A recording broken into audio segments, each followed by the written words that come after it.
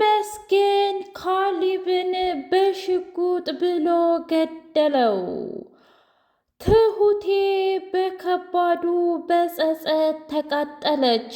አባባ ልጄን እያለቀሰ በከባዱ ሐዘን ውስጥ ገባ።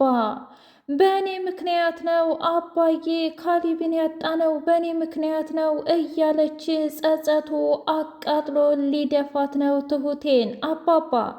አባባ ተመስገንን ካልገደልኩ የልጄን ገዳይ የግድ መግደል አለብኝ፣ ካልሆነ ግን እረፍት አላገኝም እያለ ያዙኝ ልቀቁኝ አለ። ተመስገን ከመግደሉ በፊት ካሊብን በጣም ብዙ ነገር ተናገረው። ትሰማኛለህ ትሁት፣ የኔና የኔ ብቻ ነው የምትሆነው ብዬ ነግሬህ ነበር። አንተ ግን በመንገዴ እየገባህ ነገሮችን እያበላሸብኝ ሆነ።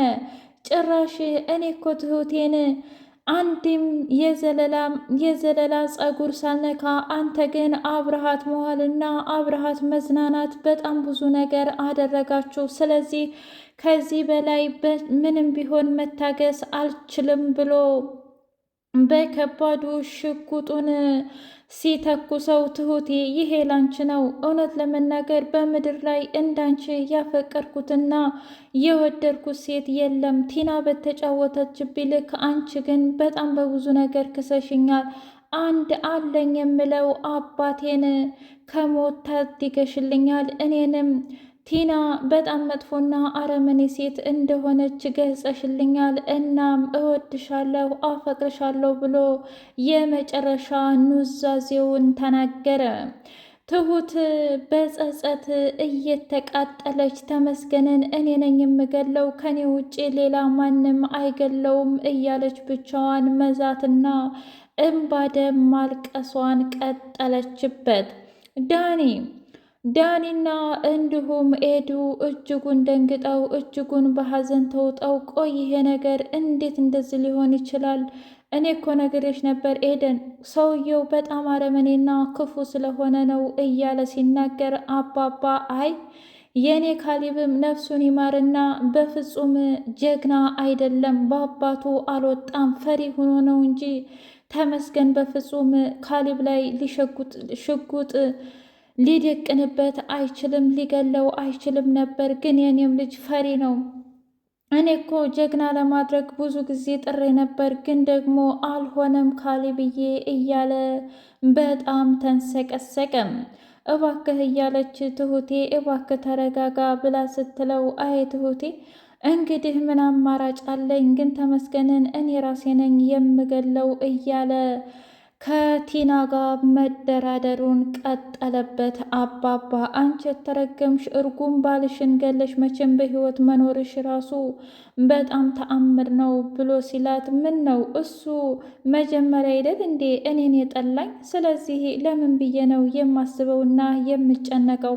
ይልቁንስ ተመስገንን ከፈለክ እኔ እሰጥሃለሁ፣ ግን ደግሞ 500,000 ብር ታመጣለህ፣ እኔ ተመስገንን አሳልፌ እሰጥሃለሁ ብላ ስትል፣ እኮ የባልሽን ሞት መዘባበቻ አርገሽ የገንዘብ መሸቀያ አደረግሽው አይደል ብሎ አላት። አባባ ምን ነው ይህ እኮ ኃጢአት አይደለም። እሺ ሰላም ውድና የተከበራችሁ የቻናሌ ቤተሰቦች እንዴት ናችሁ? ሁሉ ሰላም፣ ሁሉ መልካም። እኔ እግዚአብሔር የተመሰገነ ይሁን ሰላም ነኝ፣ ደህና ነኝ። ለዚህ ቻናል አዲስ የሆናችሁ ሰብስክራይብ እያደረጋችሁ ቤተሰብ የሆኑ ነባር ቤተሰቦች ደግሞ ስለምትከታተሉኝ እጅጉን አድርጌ አመሰግናለሁ።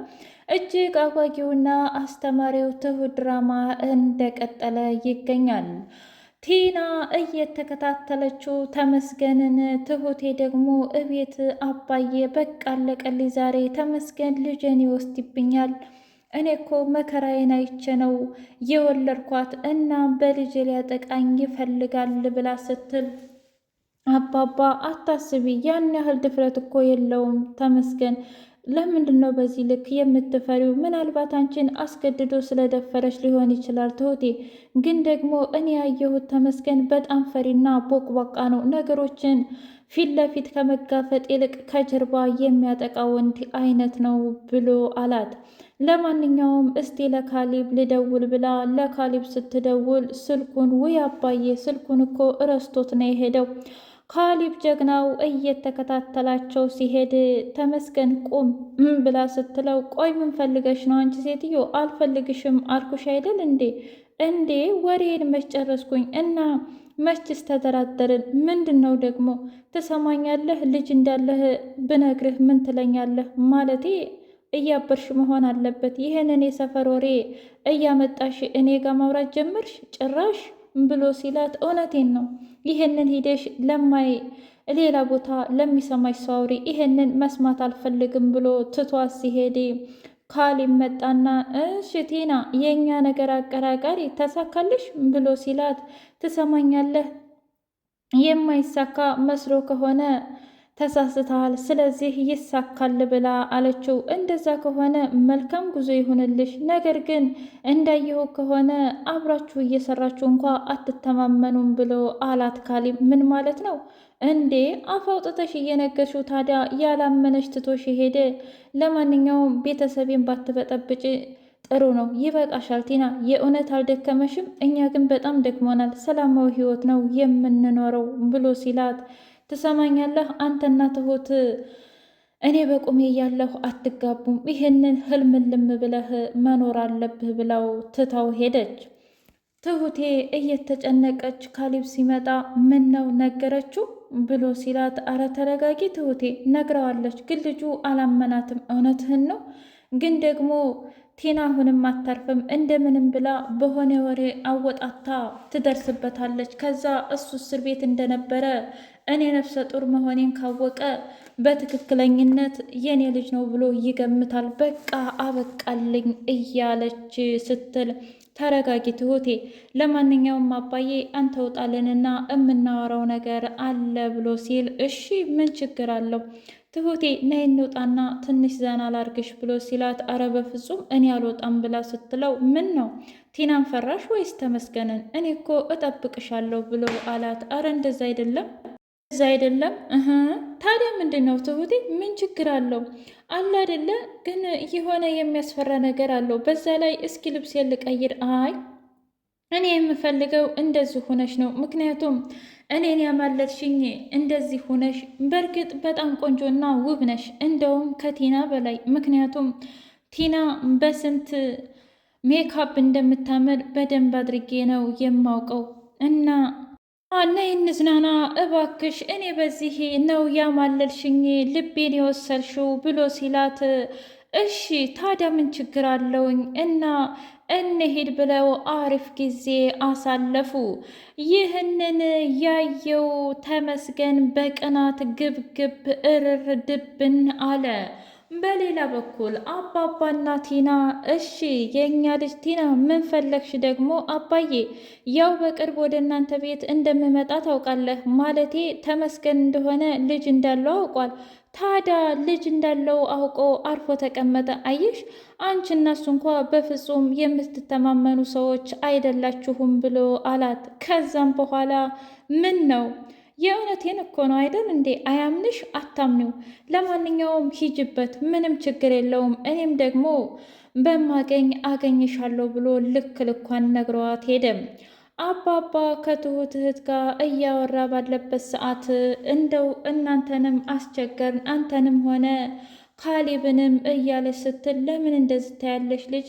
እኔ እኮ ትሁቴ ከካሌብ ለይቼ አላያትም፣ ልጄ ናት። በዛ ላይ እሷ ባትኖር ከዚች ካረመኔ ህይወቴ አይድንም ነበረ። እና ምንድን ነው ግን ማለቴ በዚህ ሰዓት የደወልሽው ብሎ ሲላት፣ እረ እሱስ ምንም፣ ግን ደግሞ ትሁቴን አሟታል። ምን? አዎ ምክንያቱም ያመማት ይሄ ጭንቀትና የተመስገን ስራ ነው። ምን እንደማደርግ አላውቅም አባዬ ብላ ስትለው፣ አታስቢ፣ የእሷም ጭንቀት እኮ የእኛም ጭንቀት ነው እና ደግሞ የእሷ ማለት የእኛ ማለት የእሷ ስለሆነ ምንም ችግር የለውም። ሚጣየም ብትሆን በቅርቡ ትመጣለች ወደኛ፣ ስለዚህ አታስቢ ብሎ አዲስ ተስፋ ሰጣት። ትሁትና ካሌብ እያወሩ ሲመጡ ይሄ የተረገመ ተመስገን ደግሞ ፊት ለፊት ግጭር አለ።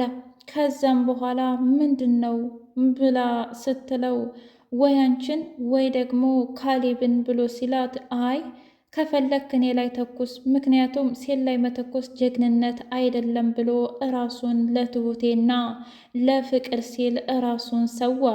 ውድ የቻናሌ ቤተሰቦች የዛሬው ትሁት ይህን ይመስል ነበር። በቀጣይ እስከምንገናኝ ሼር፣ ላይክ፣ ሰብስክራይብ እያደረጋችሁ ቤተሰብ ይሁኑ።